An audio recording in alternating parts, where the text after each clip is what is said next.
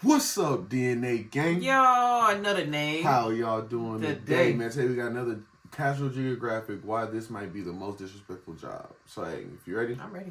Y'all ready? I'm ready. Cue the intro. Yeah. Let me draw the boat, bitch. You know I wreck the shit. Get it by the boat, watch a nigga make it flip. I ain't a little boat, but I just want to. Alright, before we get into this, hit that subscribe button and a notification bell so you don't miss the video. Go show Nate our real channel some love down in the description. Remember, the original link is down there too. Let's get right into this thing.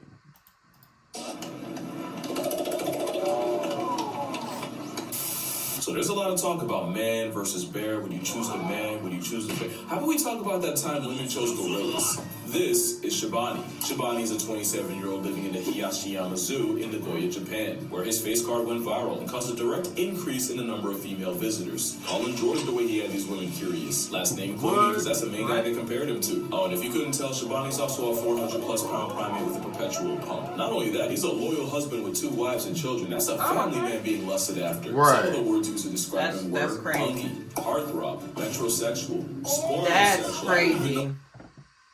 This is an animal? Yes, what I was about to say. This is a whole animal y'all are talking about? Quotes, There's that ass. Right. They looking at that you go ass. for a romp in the jungle with Shibani.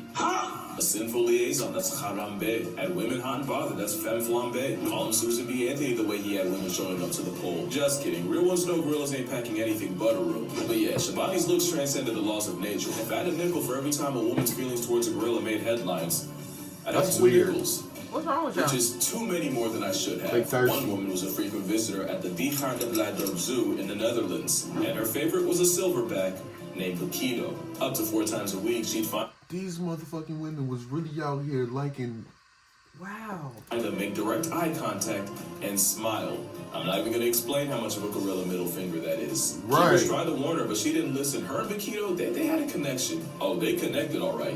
One With day that she left and smiled right again hook. and called him constipated because Paquito was not letting that shit slide. Paquito broke out and would proceed to put the beats on her like Afro music. And he jumped over a water-filled ditch to do it.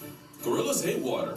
Paquito was fed up. He was calmly escorted back home, where he lived well for another 16 years until he passed away in April of 2023. His get back on his biggest fan /op was immortalized as a word of the year. And the woman, who I originally felt bad for, apparently didn't get hit hard enough. So if y'all don't know, my first aspiration in life was to be a zookeeper. I even had a state-of-the-art custom virtual simulator to prepare. Yeah, that dream flatlined pretty quick.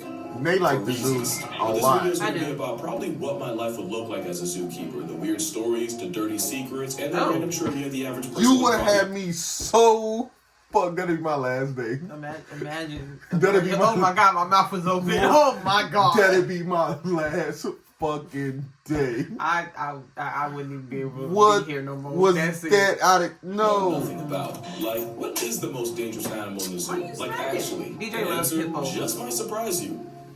Actually, probably not. And Bird for lions. USA has a database where you can look up incidents involving exotic animals in America. And if you search up animal attacks by any species in any state in an AZA-accredited zoo, you'll see that the #1 culprit are big cats. Oh, God. Out of 101 recorded injuries, they caused 46, or 38%. Oh, man. Elephants were second at just over 17%. But if Paquito proved anything, it's that a lot of them had it coming. Which is probably why primates earned bronze in brutality at 14%. Reptiles like Komodo dragons and bears like pandas got just over 4%. DJ actually did like those the last time I marine attacks by animals like orcas, dolphins, and stingrays, and the remaining 13% were just other. Other being something like a kid falling into a rhino enclosure or a woman climbing into a giraffe pen and nearly getting kicked Why off would the y'all do census. that? Now, take it with a grain of salt, because I thought for sure zebras would be up there, but they weren't even on the list. And I know for a fact at least a couple should. He dragging them, man. Yeah. I want to know what zoobie's most likely to put a halo on my head. Well, in the same database, if you looked at every time a person got put on a shirt at a zoo, accredited or not,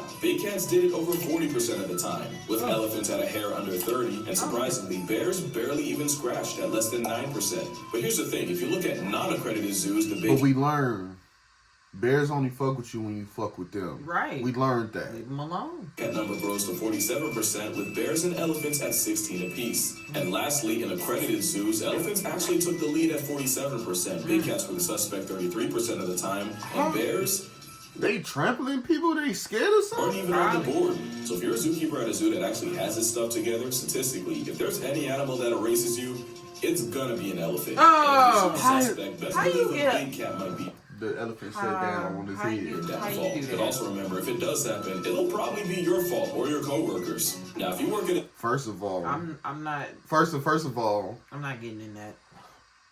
Lynette, you supposed to be on his team. Why is you helping these humans out? I mean, What was this, Lynette? but also remember, What if is it you does happen, doing? It'll probably be your fault or Say, your calm coworkers. down, Now, if Ron. you Calm down, bitch. Trying to get you a shot. No, that shit hurt. work in a zoo long enough, eventually some animal's gonna escape, whether it's a minor inconvenience like a bunch of meerkats or a code red dead the rights and murk on sight like a chimpanzee. It's gonna happen, and the best reaction is proaction. So some zoos do escaped animal drills, but instead of actual animals, yeah. One Japanese zoo will have workers cosplaying as an animal taking a cue from Madagascar and breaking out. Thank God, because I'm not even gonna tell you what I thought this was. Yeah. It's a pretty Right. harmless way to remind everyone what to do when an animal gets out. That being said, this would be a Hit the tragic motherfucker time in to the not be sober face. at the zoo. What animals the And if the motherfucker come back at you, you shoot him again. What the fuck? I'm not gonna lose no limb because a goddamn tiger decided to break out today. Shoot that motherfucker in the face. Shit. most likely to escape? In my non-professional online opinion, there's two. If you want to test how good a spot is at keeping the animal in, you should probably hire the man of the forest or the orangutan. Fu Manchu was an orang that nearly got an entire staff fired because there was a solid week where they would show up to work and the entire orangutan posse would be posted up outside. About a week was how long it took for them to realize that Fu had snagged the wire, hid it in his mouth most of the day, and used it to pick his enclosure lock when no one was Smart. looking. And Ken Allen was a hairy Houdini who got out so many times that the zoo had to hire rock climbers to find every possible point of exit because they didn't know how he got out, and Ken for sure wasn't about to tell him. And what did he do with all this freedom? Well, when he wasn't wandering the zoo looking at animals like everyone else, he was pelting rocks at another orang named Otis, because even a 95% vegetarian can make room for beef. The other animal's the red panda. Do your homework on how hard it is to keep this red-faced raccoon in. A quick Google search will tell you that a red panda escape has made the news at least once in 1978, 2005, 2007, 2008, 2009, 2012, 2013, and you know what? Probably more. My favorite was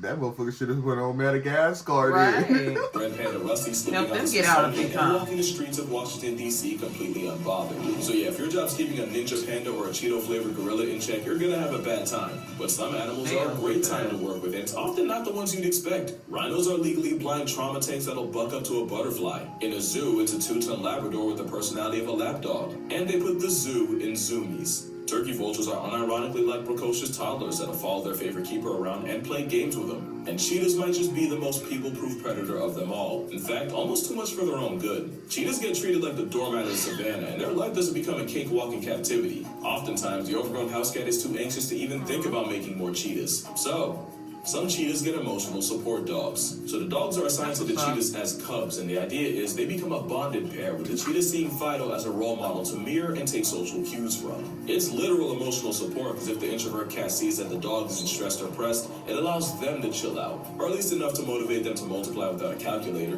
And to make it even more wholesome, a lot of zoos like the one in San Diego will use dogs rescued from kill shelters. Definitely one of the top 5 animal friendships. It's not even the only one in San Diego. I did not know they did this that. is Me Sorry neither. the zebra, also from the San Diego Zoo. And this, But then again, you wouldn't think a fucking animal would be depressed.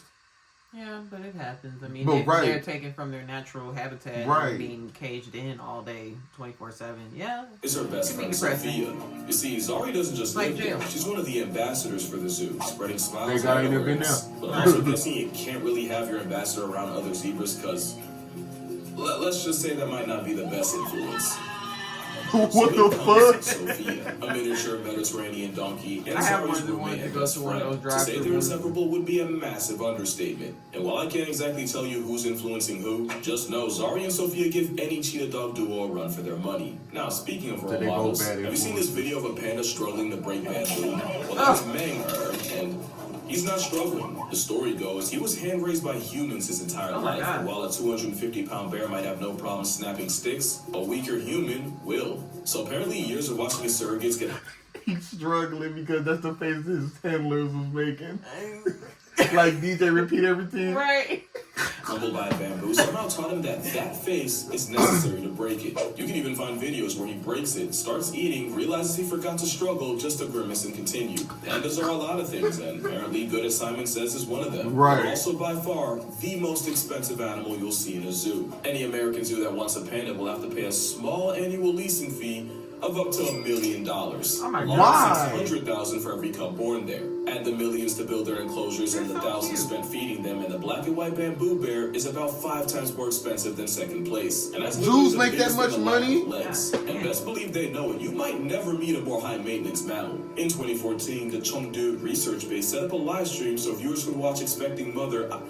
These names are killing me. Hin bring another panda into the world. It was then canceled after it was discovered she had faked her pregnancy. Somehow the same animal that got his brain nerfed by nature figured out that if they can play pregnant even after the hormones wear off, they can finesse preferential treatment. How does a panda know to fake its own pregnancy? I guess women are the same across the board.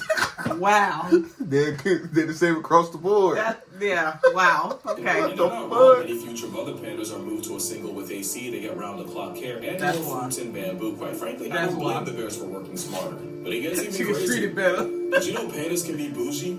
Mei Lun and Mei Hun were 2 pandas born and raised in the Atlanta Zoo, but were sent back to China in 2013. The only problem? They refused to eat any traditional Chinese meals, only American. They were not rocking with the Wo Dao. They wanted biscuits and cookies. And pandas aren't even the only ones to pull some stuff like this. Ain't it like pandas only take care of one of their kids if they have more than one? Damn, really? Because I seen that somewhere. I could be wrong, but I think I seen that somewhere. That's crazy. Japan's Akone-en was used to feeding their residents aji, or Japanese horse mackerel. But thanks to inflation, they decided to cut costs by switching to a cheaper alternative, saba. And wouldn't you know, the penguin with king in its name was not about to eat like a peasant, since them and the otters refused to substitute. You see, that's the part of zookeeping they don't tell you. All that time spent preparing fish, slaving away while the stench of your profession dents your social life, just for an uppity tuxedo chicken to choose hunger strike. Man, you know they don't get paid enough for that. Right. Literally, the only compromise was mixing the cheap fish with the aji. As you can see, some animals are way more high maintenance than others, but some are too difficult to even exist in zoos. Think about it. Think of all the zoos you've ever been to and try to see if you can come up with any notable absences. I've only been to the San Antonio Zoo. So. Right, but what don't we see at the zoo? We see snakes, we see reptiles. Right, they have like a whole enclosure for that.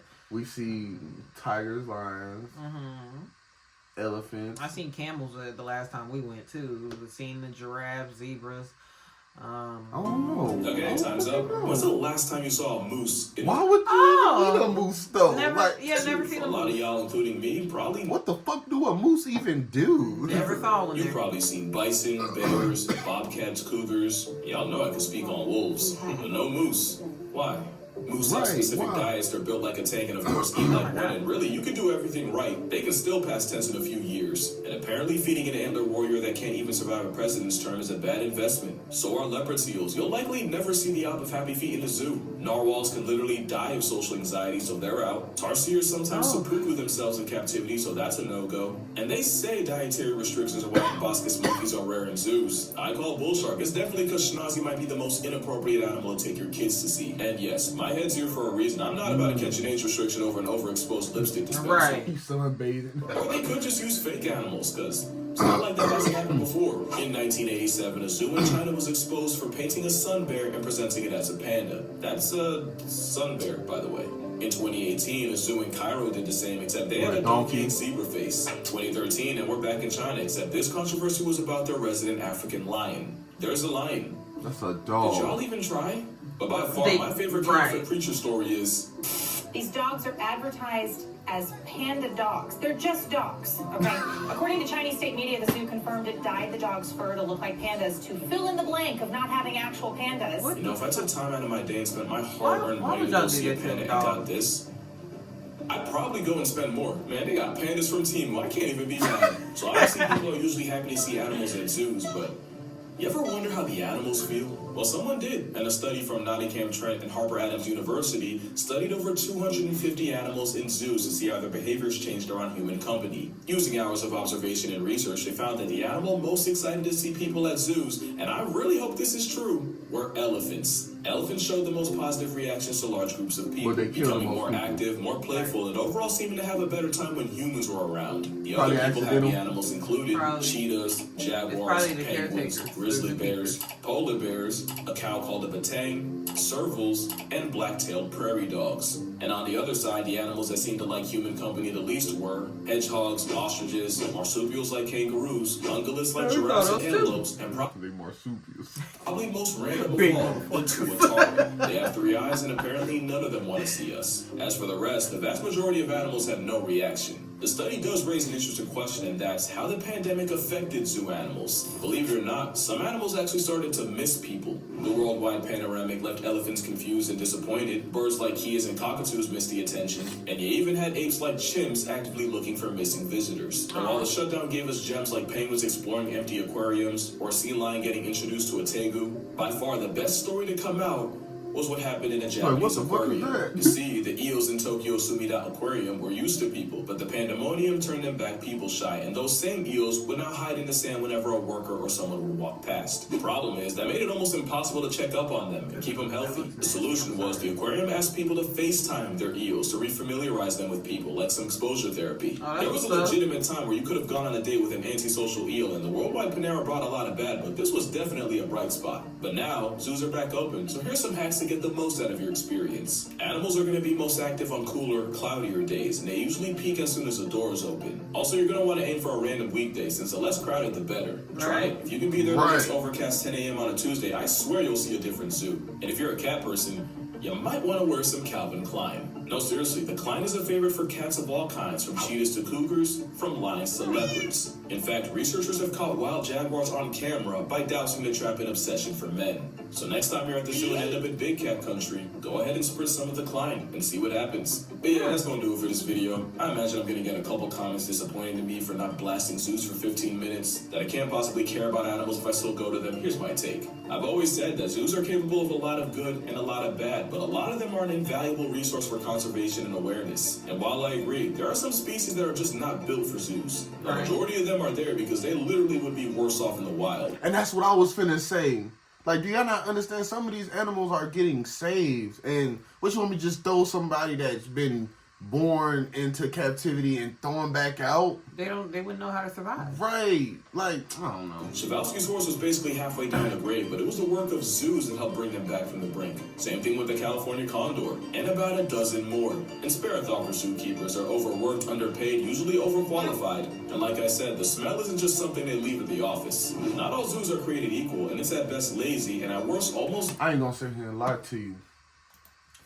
You would have to pay me a cool, to take care of these animals, a cool $100K. Yeah, because that's a lot, and I'm putting my life in danger every single time I do it. That sounds reasonable. But I actually enjoy the zoo. Y'all can be mad at me all y'all want to. I don't care. I just don't care for the smell. I enjoy them. But hey, we'll catch y'all in the next one, man. Peace out. We got a boat, watch a nigga make it flip. I ain't a little boat, but I just one night the bitch. They don't